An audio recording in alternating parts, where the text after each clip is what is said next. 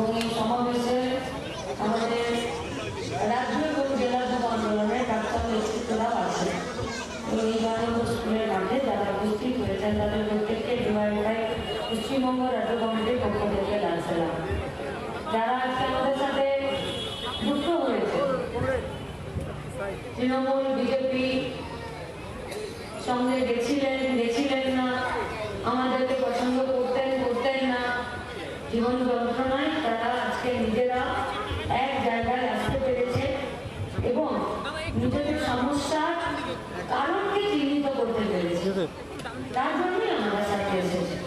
কিন্তু যারা এসেছে তাদের উদ্দেশ্যে আমাদের কথা, যারা এলেন আমাদের সাথে আজকে, যে তিনটে ভাগে আমরা আমাদের ঝান্ডা তুলে দিলাম তাদের হাতে।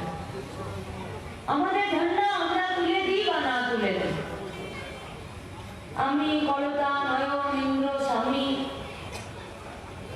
আমরা এই ঝান্ডা ওদের হাতে তুলে দিই বা না তুলে দিই।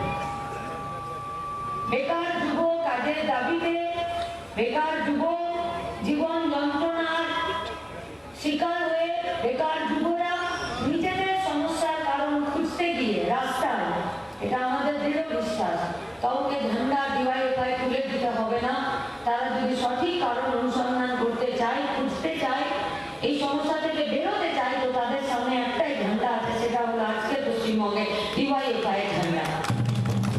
আর আমাদের ঝান্ডা আমরা যাদের হাতে তুলে দিলাম, আমরা আপনাদের উদ্দেশ্যে বলতে চাইছি, এই যে মঞ্চ করে আপনাদেরকে ওয়েলকাম জানিয়ে, স্লোগান দিয়ে, এখানে মাইক দিয়ে, সামনে ছবি তুলে এই ঝান্ডাটা আপনাদের হাতে তুলে দিলাম, এই ঝান্ডাটা বহন করা এতটা সহজ নয়।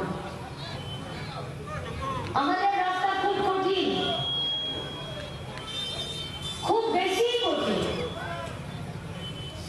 আমাদের সঙ্গে যারা আসছেন তাদেরকে সরকার, পুলিশ, গুন্ডা, দুষ্কৃতী অ্যাটাক করবে। আমরা কমরেডরা সাধারণ মানুষকে নিয়ে তাদের পাশে থাকবো, এটা কথা নয়। আমরা একসাথে থাকবো, সব আক্রমণের মোকাবিলা করব। আমাদের রাস্তা কঠিন, এখানে কেউ গোলাপ ফুল হাতে নিয়ে আপনার সামনে দাঁড়িয়ে থাকবে না। আমাদের ঝান্ডা হাতে নিয়ে রাস্তায় চলতে গেলে পিঠে পুলিশের লাঠি, তৃণমূলের লাঠি, বিজেপির লাঠি খেতে হবে। আমাদের রাস্তায় চলতে গেলে এলাকায় মিথ্যা কেসের আসামি হতে হবে। আমাদের রাস্তায় চলতে গেলে শহীদ মইদুলের মতো, বিদ্যুতের মতো, সুদীপ্তর মতো, নানিসের মতো হয়তো শহীদও হতে পারে। তাই আমাদের লড়াই সহজ নয়। তাই যারাই এসেছেন, যারাই যুক্ত হচ্ছে, না তো পুলিশের সিভিকের চাকরি হবে, না তো ঠিকাদারিতে কিছু করে খাবার কামানোর জায়গা করে দিতে পারবে ডিওয়াইএফআই, না তো এলাকায় কলার উঁচু করে দাদাগিরি করে ঘুরে বেড়ানোর পারমিশন দেবে ডিওয়াইএফআই, না তো লোকের জায়গা থেকে, ব্যবসা থেকে তোলা আদায়ের লাইসেন্স দেবে ডিওয়াইএফআই। নেই আমাদের এসব। না তো কোথাও কিছু হাত পেতে, হাতে গরম 2000, 5000, 10,000 টাকা কেউ কারো হাতে, কেউ কারো পকেটে গুঁজে দেবে। নেই ডিওয়াইএফআই এসব। ওই নিচে বসে আছে আমাদের প্রাক্তনীরা, এই মঞ্চে আছে পূর্ব বর্ধমানের জেলা সম্পাদক অয়নাংশু সরকার, কলতান, ওই গুন্দিয়া স্বামী থেকে শুরু করে আপনার এখানকার ইন্দ্র পর্যন্ত নিজের এলাকায় কমান্ডে শক্ত করে তৃণমূল, বিজেপি, পুলিশের সাথে চোখে চোখ রেখে আপসবিহীন লড়াই করছে। তাই তারা নেতা, তাই তারা এলাকার সাধারণ কমরেড। এই লড়াই করতে হবে। তাই এই ঝান্ডাটা ধরা যেমন খুব গর্বের, এই ঝান্ডাটা ধরা খুব কঠিন। এই কঠিন রাস্তায় চলার জন্য আপনাদেরকে স্বাগতম। আসুন একসাথে কঠিন রাস্তায় নামব। কারণ রাস্তা কঠিন না হলে এই সমস্যার সমাধান হবে না। ये दूसरा बात है कि पार्थों का 4, 5, 6 तो गर्लफ्रेंड निकला।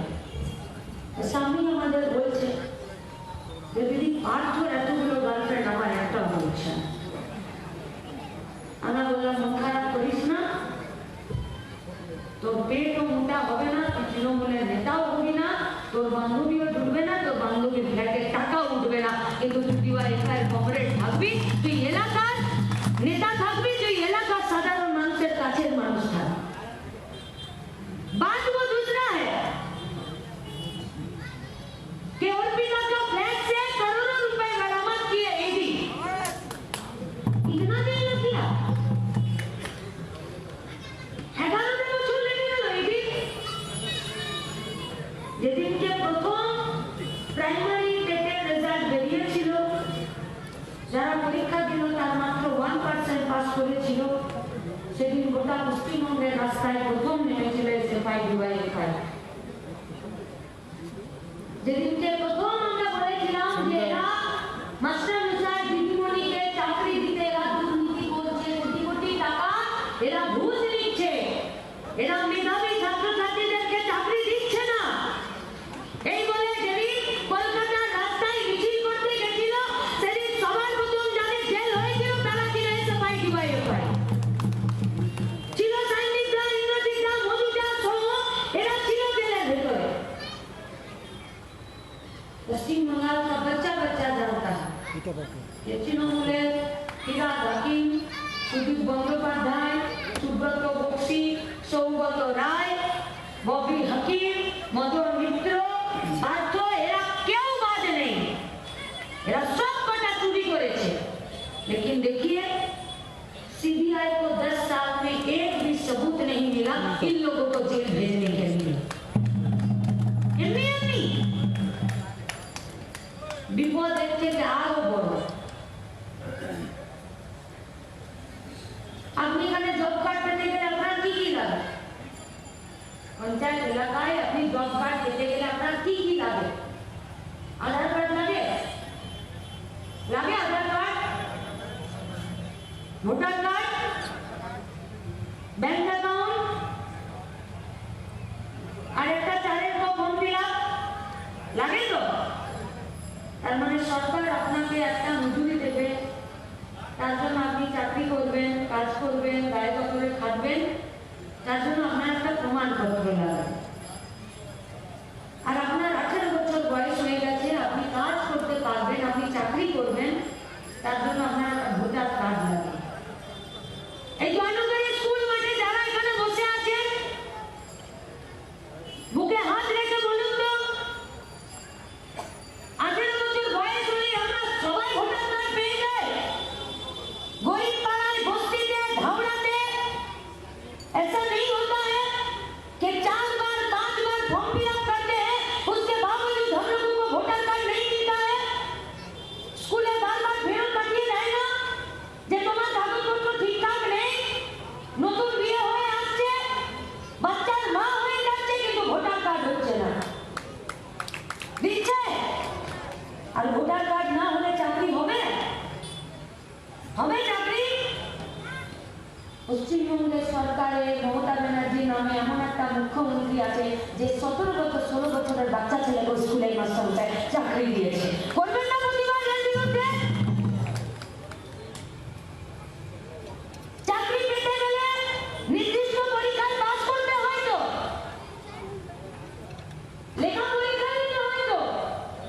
আরে বড় সরকারি অফিস, ব্যাংক, বিমা, স্কুল, ইঞ্জিনিয়ার, ডাক্তার বাদ দিয়ে দিন। আপনি অঙ্গনবাড়িতে পড়াবেন, আপনার তো পরীক্ষা দিতে হয় না, ফর্ম ফিল আপ করতে হয় না? এই যে আমাদের মায়েরা বসে আছে, আর একটা অঙ্গনবাড়ির পরীক্ষা দিতে গেলে সেখানে অঙ্গনবাড়িতে পড়াশোনা করাতে গেলে মাধ্যমিক পাস হতে হয় না? পার্থ চ্যাটার্জির বান্ধবী অর্পিতার ভাই ক্লাস 7 পাসে পশ্চিমবঙ্গে চাকরি পেয়েছেন মাস্টার মশাইয়ের, বিপদটা ওইখানে। কি শিখলো অর্পিতার ভাই? মা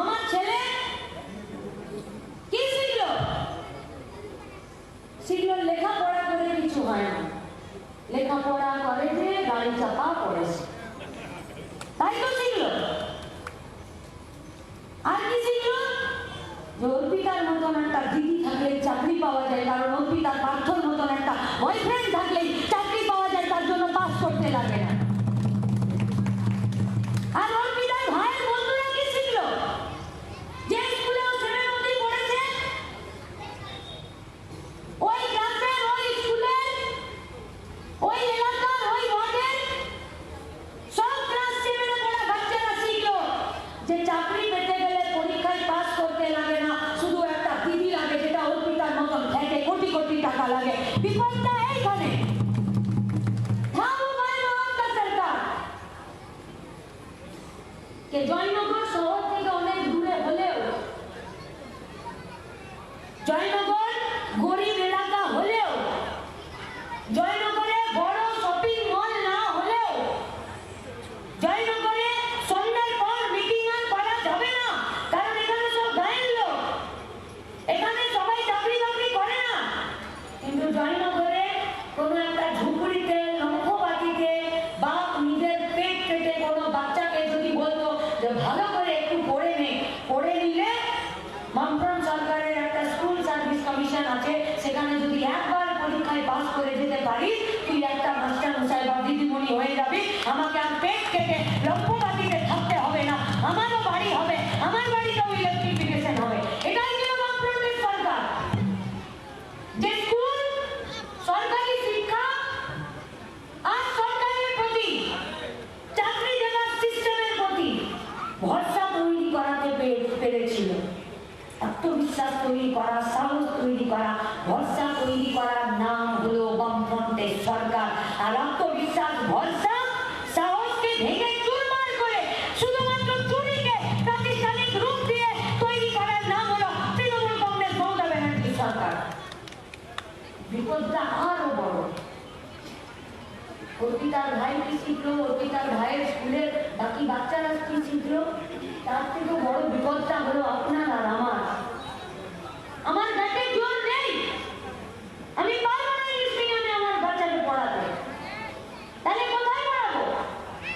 যে স্কুলে মিড-ডে-মিল নাই, একদম দুপুরে ডাল ভাত দিয়ে দুপাটা শিখবে, স্কুলের মাস্টারমশাই দিদিমণি ওদেরকে পা ছুঁয়ে প্রণাম করবে, লেখাপড়া শিখবে।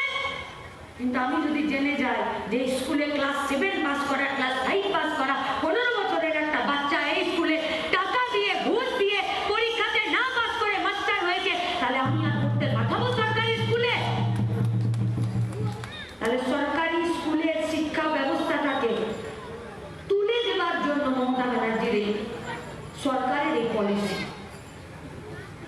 পার্থ কটা বান্ধবী রাখলো, পার্থ জেলে গিয়ে খাসির মাংস খেতে চেয়েছে কিনা, পার্থকে জুতো পেটা করলো না, যদি পশ্চিমবঙ্গের দাম থাকে তো জুতোর মালাও বানাতে পারে। সমস্যা ওটা নয়, সমস্যা এটা যে সরকারি শিক্ষা ব্যবস্থা, যেটা আমার অধিকার, যেখানে মাস্টারের বেতন, মিড-ডে-মিলের খাবার আর স্কুল ঘরটা পর্যন্ত আমার আপনার টাকার বা ট্যাক্সের পয়সায় তৈরি হচ্ছে, সেই পুরো সিস্টেমটাকে ওরা তুলে দিতে চাইছে। আমাদের লড়াইটা তার বিরুদ্ধে, তার বিরুদ্ধে আমাদের লড়াইটা। আর মমতা ব্যানার্জি যখন শিক্ষা ব্যবস্থাটাকে এরকম করে রাতে তুলে দিতে চাইছে, তো বিজেপি কেন চুপ আছে? বিজেপির সঙ্গে তো তৃণমূলের খুব লড়াই, খুব লড়াই। তাহলে বিজেপি কেন চুপ আছে? কারণ বিজেপি দিল্লিতে শিক্ষা ব্যবস্থার যে নীতিটা নিয়েছে, সেটা পশ্চিমবঙ্গে মমতা ব্যানার্জি ইমপ্লিমেন্ট করছে এই ঘুষের মাধ্যমে চাকরি দেওয়ার জন্য। তাই তো মুকুল রায়কে যখন জিজ্ঞেস করে যে দাদা এবার ভোটে কে জিতবে, তখন মুকুল রায় বলছে কেন, ভারতীয় জনতা পার্টি? পিছন থেকে বলছে দাদা আপনি এখন তৃণমূলে আছেন, বিজেপিতে নেই। বলছে ওই একই হলো, যা তৃণমূল তাই বিজেপি। বলছে না মুকুল রায়? বাগদার বিধায়ক বিশ্বজিৎ দাস, বাগদার বিধায়ক বিশ্বজিৎ দাস বিধানসভার ভেতরে বিজেপির বিধায়ক। তো মমতা ব্যানার্জি পাত্রকে বার করলেন, চোর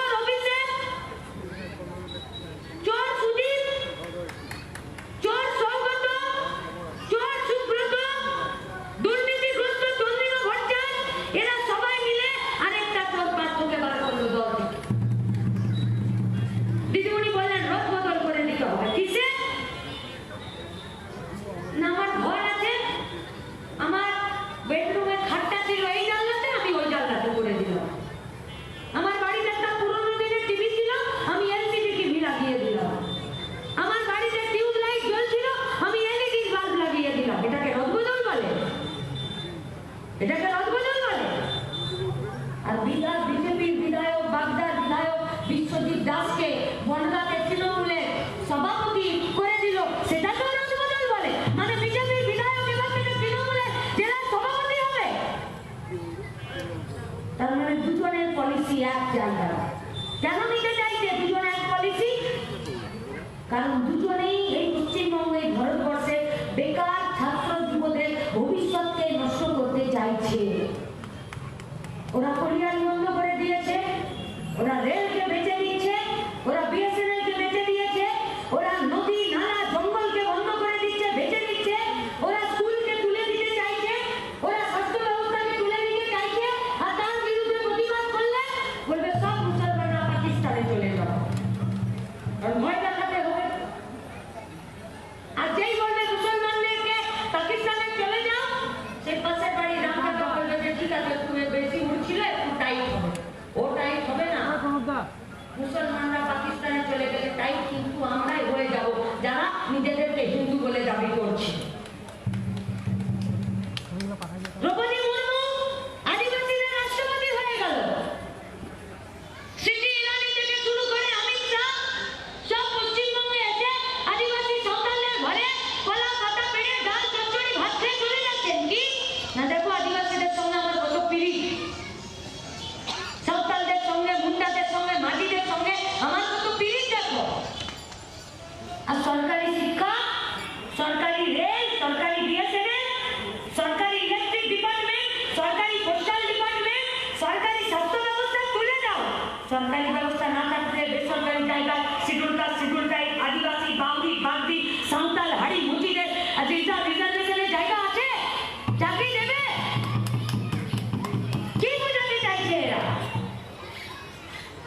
बोलो हिंदू और मुसलमानों को घर को जलाना चाहते हैं, और घर जलाने के बाद যে আগুনটা জ্বলবে সেই আগুনে ওরা ওদের নিজেদের রুটিটা সেঁকতে চাইছে। ঠিক করতে হবে আমাদেরকে।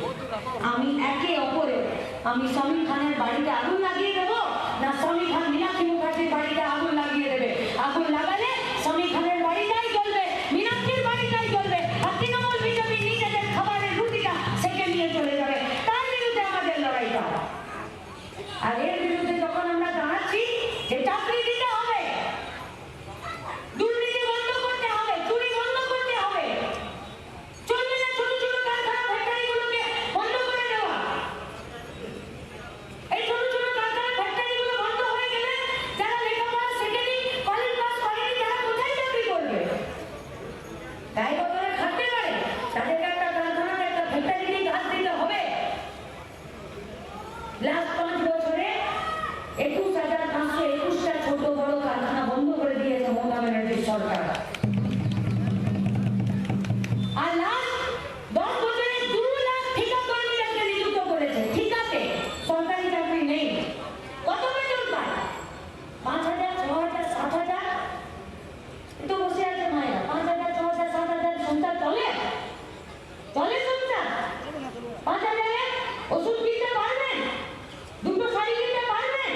ঈদের কাপড় জামা কিনতে পারবেন? বাড়ি ছাদটা খারাপ হয়ে গেলে মাস গেলে 5,000, 7,000 টাকা ঘরে ঢুকলে ভালো করে পেট ভরে খেয়ে বেঁচে থাকতে পারবেন? কিন্তু সরকার 5,000 টাকা দিয়ে ঠিকাতে লোক নিয়োগ করছে।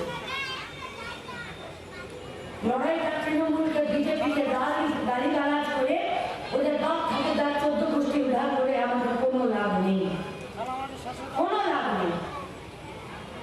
যদি এর বিরুদ্ধে রাস্তায় যতক্ষণ না নামতে পারছি, আর ওই একটা পাত্র জেলে গেছে, আপনি ভালো করে নিজের পাড়াতে চোখ ঘুরিয়ে দেখুন, একটু আনাচে কাছাচে টাকা অর্পিতার ফ্ল্যাটের মতন কিছু টাকার বস্তা তো আপনার পাড়াতেও পড়ে থাকবে, কারণ কিছু পাত্র তো আপনার পাড়াতেও আছে। ওই পাত্রদেরকে বলে দিতে হবে যে ওই এক পাত্র তো বাংলা চলে গেছিল, তোমার কিন্তু উৎপাদনে যাওয়া হবে না, তোমাকে এই পাড়াতেই থাকতে হবে। তাই তৃণমূল করবে বলে তুমি চুরির লাইসেন্স পাবে না, তৃণমূল করবে বলে তুমি জব কার্ডে দুর্নীতি করতে পারবে না, তৃণমূল করবে বলে তুমি পুকুর ভরা করে দিতে পারবে না, তৃণমূল করবে বলে তুমি রাস্তায় ধর্নায় তোলা আদায় করতে পারবে না, তৃণমূল করে বলে তুমি যারা এখানে কাঠের ব্যবসা করছে তাদের থেকে টাকা আদায় করতে পারবে না, তৃণমূল করে বলে তুমি একটা কাজ করার জন্য গরুর মানুষের কাছ থেকে তুমি টাকা আদায় করতে পারবে না। আর তুমি যতই করো, তুমি যদি ভাবো যে আজ তৃণমূল নয়তো কাল বিজেপি করে নেবে, তাহলে তার বিরুদ্ধে পাড়াতে নিজেদেরকে সজাগ নিজেদের আর আছি আমরা প্রতিবাদে। তাই ওরা আনিসকে বাড়িতে গিয়ে খুন করেছে। তাই আনিস যায়নি ওদের বাড়িতে আগুন লাগাতে, আনিস যায়নি মমতা ব্যানার্জির বাড়ির বাইরে বসে অবস্থান করতে। সুদীপ্ত গিয়েছিল, মইদুল ইসলাম মির্জা গিয়েছিল মিছিল করতে। এই পশ্চিমবঙ্গে মিছিল করা, চাকরির দাবিতে, কলেজ নির্বাচনের দাবিতে মিছিল করা অন্যায়। পুলিশ কত নির্মম হতে পারে যে একটা 22-23 বছরের বাচ্চা ছেলের মাথায় এত জোরে পুলিশ লাঠি মারছে যে মাথার খুলিটা ফেটে ঘিলুটা রাস্তায় পড়ে যাচ্ছে। কে অর্ডার দিচ্ছে পুলিশকে?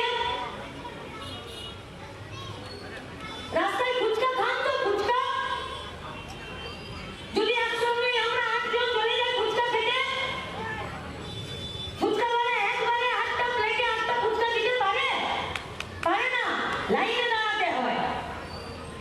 যে 1-2 দিন করে আসবে, আবার 1-2 দিন করে আসবে। একটা ফুচকা মুখে ভরে ওয়েট করতে হয় যে আমার নম্বর কখন আসে। মইদুল ইসলাম মির্জা চাকরির দাবিতে নবান্ন অভিযানের রাস্তায় হাঁটছিল। 8 জনের লাইনে দাঁড়ালে একটা ফুচকা খেতে গেলে অপেক্ষা করতে হয়। আর 16টা পুলিশ মিলে শুধুমাত্র মইদুলের কোমরে 16টা পুলিশ লাঠি বাড়ি